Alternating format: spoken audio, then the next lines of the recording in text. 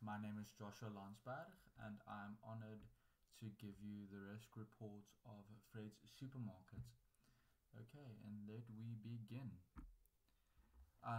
Fred's Supermarket was founded in Cape Town in 1967. It is a grocery retailer specializing in food and household items. It has 15,000 franchised or owned stores right across Africa. Fred's operates four types of stores, namely supermarkets, hypermarkets, discount stores, and also convenience stores. Let me give you a brief description of risks that may occur. There are four types of risks: strategic, financial, operational, and also hazard risks. These types of risks can have a strain on the company. Thus, it is important to correctly identify and manage these risks to minimize the impact it can have on the company. Now, what Fred struggled with in its strategic risks was the Mart-Co gaining competitive advantage by having lower prices, and the challenging environment due to tough global and the economic climate. He struggled with operational risks, namely the weaknesses we identified in the corporate governance, the load shedding and high prices of running generators. It can also be a financial risk. But the financial risks we also have was the increase in the US dollar and the exchange rate between the US dollar and the South African rand, and the system control failures we identified with the internal audit.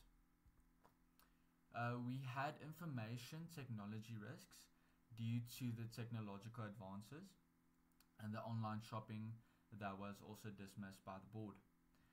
We had reputational risks due to the food poisoning scandal from the old age homes. Luckily, it was not our fault, and that the old age homes stored those foods incorrectly. Now that I talked about risks, I like to give you a brief description on how to respond to those types of risks. I'd like to start by mitigating those risks to reduce the chances of the risk happening or to minimize the impact it will have on the business. We should identify the risk appetites of the business and how willing we will be to accept those types of risks.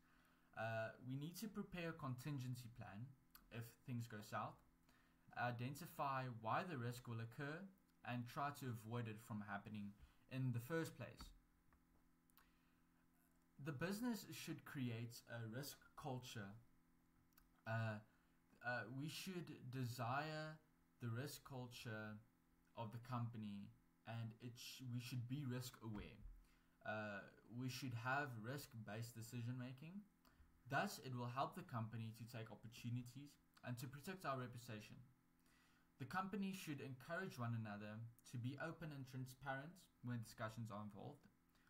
All should be compliant and collaborative.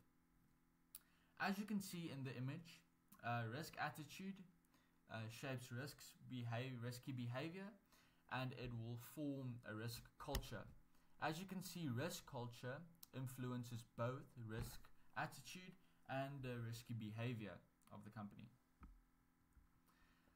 Risk appetite and risk tolerance, as you can see, is not the same. In this image, it will briefly describe what those are. The risk appetite is the amount of risk the organization is willing to take on to achieve its goals, and the tolerance is the amount of accepted deviation from the risk appetite.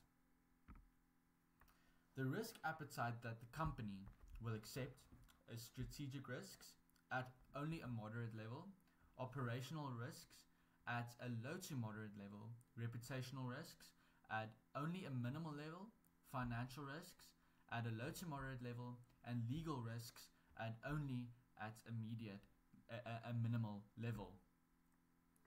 Because the company has corporate governance, we can reap the benefits of it and make better decisions.